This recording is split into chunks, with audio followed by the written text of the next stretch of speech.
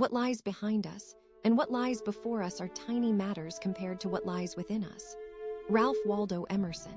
Have you ever found yourself surrounded by reminders of your value, accomplishments, friendships, words of affirmation? Yet still, a quiet current of self-doubt moves underneath it all. Maybe you've heard praise for your work or kindness, but inside, there's a question that won't let you rest. Am I really enough? It's hard to explain, but sometimes, even when you know your worth on paper, the feeling of certainty slips through your fingers. You might look back on things you've overcome and feel proud, only for doubt to return when something new appears. Or perhaps you care deeply about what others think, even when you know your own intentions are good.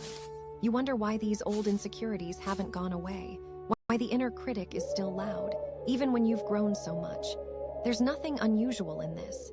Self-doubt has a way of lingering, as if it exists in a layer all its own, untouched by facts, unmoved by achievement.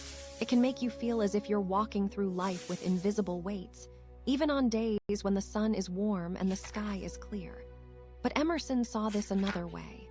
In his quiet writings on self-reliance, he asks us to turn inward, to the source within ourselves that is less fragile than our moods, our successes, or mistakes. Emerson believed that true assurance isn't about silencing all doubt or wrestling with worthiness until we win.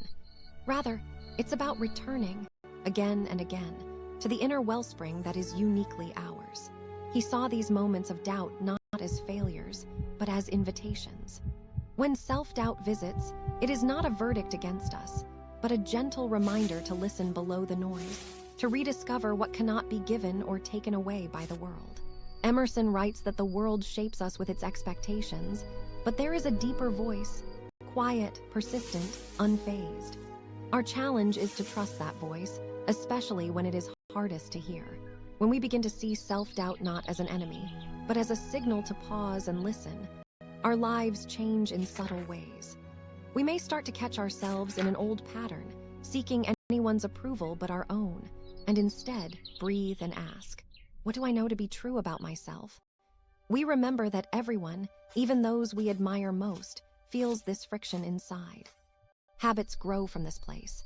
Maybe you begin journaling to gently separate your feelings from actual facts, or you set aside quiet moments to reconnect with what feels steady within you. You might find yourself moving more slowly through decisions, allowing self-compassion to interrupt the cycle of self-criticism. Over time, you become less swayed by the highs of praise or lows of doubt. You find a steadier rhythm, one rooted in something only you can name for yourself. If this speaks to something in you, consider subscribing. I'm building a quiet corner of the internet for people like us, people asking harder questions, healing deeper wounds, and finding their way forward. Drop a comment if you want me to explore something specific next. I'd love to hear your story. It's okay to carry questions. You don't have to chase certainty. Just being here, taking a moment to reflect on what lies within is enough for today. Thanks for giving this space in your day. Take care of yourself. I'll see you in the next one.